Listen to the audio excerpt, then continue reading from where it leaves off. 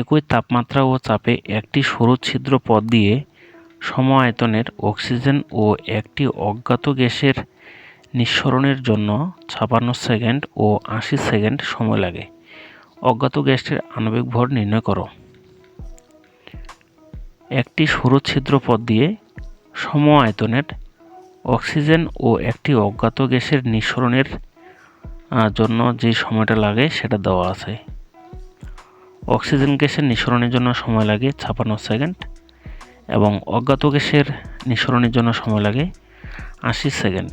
অজ্ঞাত গ্যাসের আণবিক ভর নির্ণয় করতে হবে। অক্সিজেন গ্যাসের নিঃসরণের যে সময়টা লাগে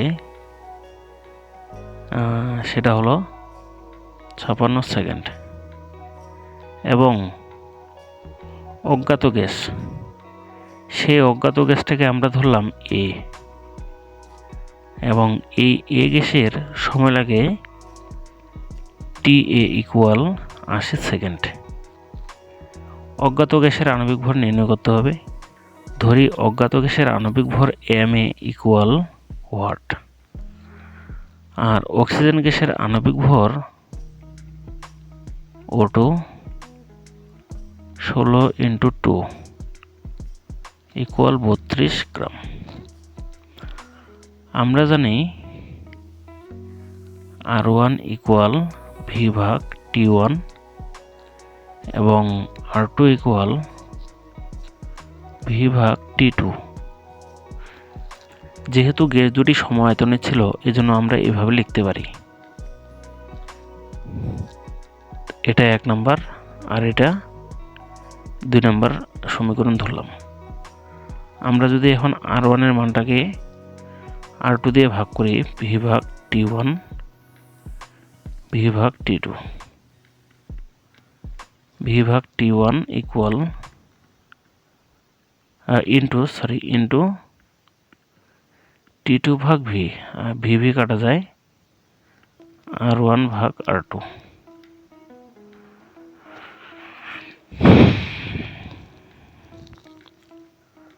অতএব R1/R2 ইকুয়াল T2/T1। আমরা আরও জানি R1/R2 ইকুয়াল √M2/M1। তা বন্ধুরা দেখো, R1/R2 ইকুয়াল আমরা লিখতে পারি T2/T1। তাহলে আমরা এই R1 এবং R2 সমান লিখতে পারি T2/T1। যেহেতু ব্যবহার দেওয়া নাই কিন্তু আণবিক ভর ও সময় দেওয়া আছে, এজন্য আমরা এই অংশটাকে ধরে মানটা বের করব। এখানে 2 বলতে আমরা এ গ্যাসকে বুঝবো, আর 1 বলতে অক্সিজেন গ্যাসকে বুঝবো। তাহলে 2 বলতে এ গ্যাস অর্থাৎ Ma, আর 1 বলতে অক্সিজেন গ্যাস অর্থাৎ MO2 ইকুয়াল, যেহেতু 2 বলতে এ গ্যাস এজন্য TA আর TO2। আমরা বের করব Ma, উভয় পক্ষে বর্গ করি। এখন যদি উভয় পক্ষে বর্গ করি তাহলে স্কয়ার রুট কেটে যাবে, Ma/MO2 ইকুয়াল TA/TO2 এর উপর স্কয়ার।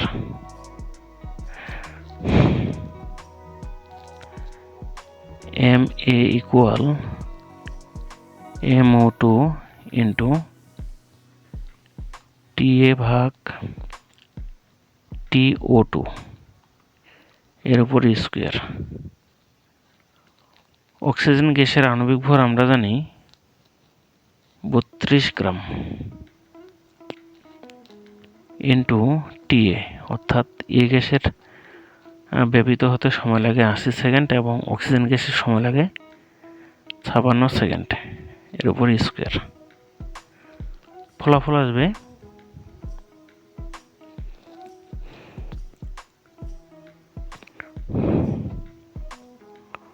65.31 গ্রাম, অর্থাৎ এই গ্যাসের আণবিক ভর 65.31 গ্রাম।